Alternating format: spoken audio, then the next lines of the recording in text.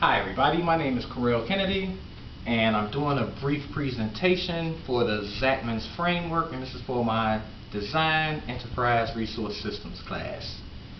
Okay, today we're going to talk about Zachman's framework, which is a framework for enterprise architecture which provides a formal and highly structured way of viewing and defining an enterprise.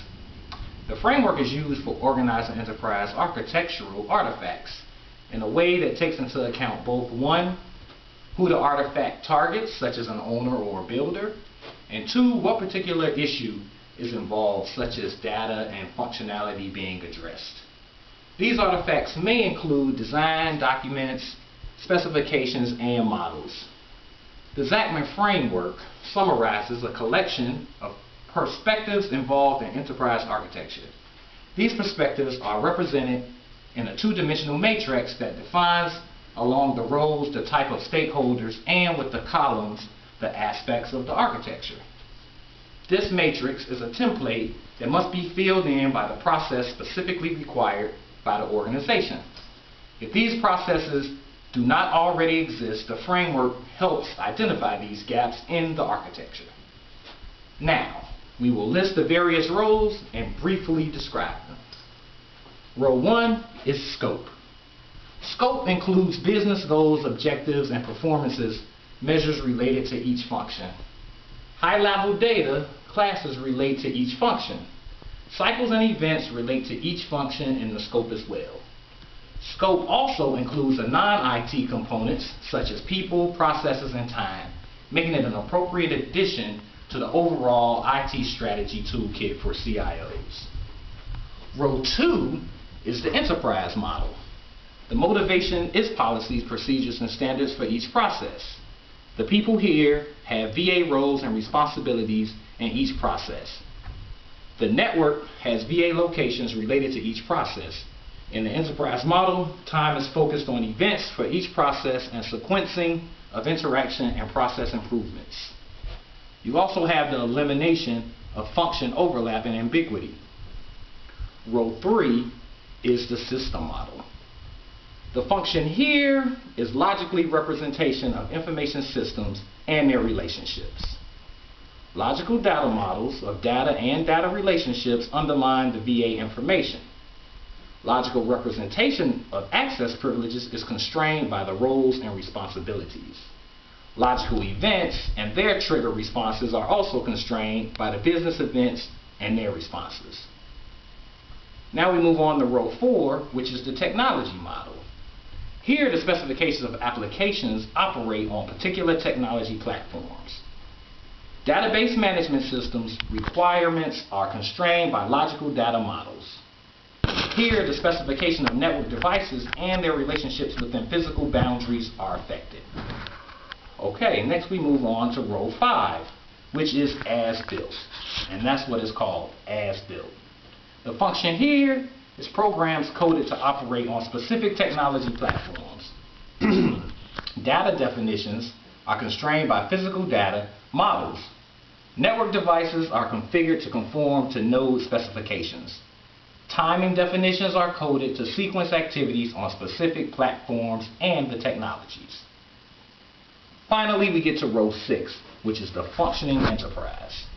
The motivation here is operating characteristics of specific technologies constrained by standards. This is done by functioning computer instructions. The data values are stored in an actual database, and the networks are used to send and receive messages. Timing definitions operate to sequence the activities. Okay, now there are also rules that apply to this framework. There are 6 rules. Rule number 1 is that the columns have no order. Order would imply priorities and create a big bias toward one aspect of the expense of others. All columns are equally important because all are abstractions of the same enterprise. Rule 2. Each column has a simple basic model. Each column represents an abstraction from the real world for convenience of description. These models include data, which is your what, function, which is your how, network, which is your where, people, which is your who, time, which is your when, and motivation, which is your why. Then we go to rule number 3. The basic model for each column must be unique. The individual model may be related to one another, but each model represents a separate and unique concept. Then we move to rule number 4, which each row represents a distinct perspective. The perspective is different because it deals with a different constraint. Rule number 5 is each cell is unique. Since each column has a unique basic model that makes each column unique and each row has a different perspective, each cell in the framework is unique as well. Because each cell is unique, different techniques and different graphic representations are appropriate for different cells. Which finally brings us to rule number 6. Combining the cells in one row forms a complete model. The sum of all the cells in a given row is the most complete depiction of reality from the perspective of that row.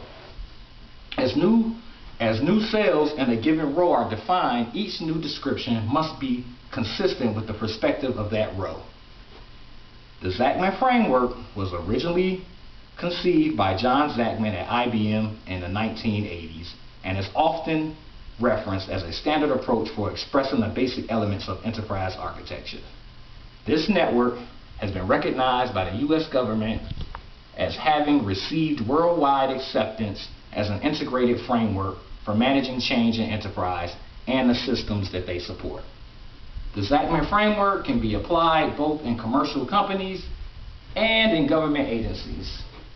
Within a government, organizational framework can be applied in the entire agency at an abstract level, or it can be applied on various departments. John Zachman in 1987 described the framework as it applies to the enterprises. He says it is a logical structure for identifying and organizing the descriptive representations of models that are important to the management of enterprises and used to the development of the systems, both automated and manual, because that's what compromises them. And that's the end of my brief presentation, and I hope we all learned something here. Thank you.